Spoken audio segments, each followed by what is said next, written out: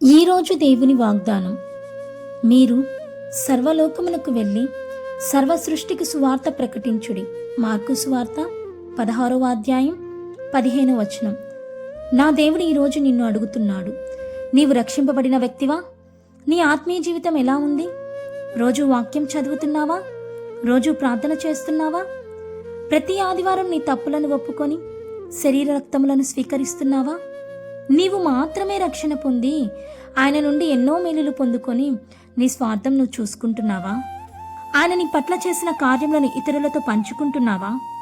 క్రైస్తవులమైన మనం రక్షణ పొందుటయే కాక సువార్తను ఇతరులకు ప్రకటించాలని దేవుడు ఆశపడుతున్నాడు. యేసయ్య మనల్ని విత్తనాలు చల్లమన్నారు. ఇక్కడ విత్తనాలు అంటే వాక్యం అనే విత్తనాలు. చల్లామా లేదా? మనకి తగ్గ జీతం ఆయన ఇస్తారు.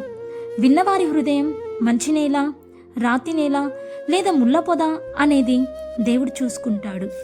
మరి ఇది వింటున్న నీవు క్రైస్తవుడా? అయితే ఆలస్యం ఎందుకు? దేవుడు నీ పట్ల చేసిన కార్యములను, మేలులను ఇతరులతో పంచుకో. ఆయన నామమును గూర్చి అంతటా ప్రకటించు.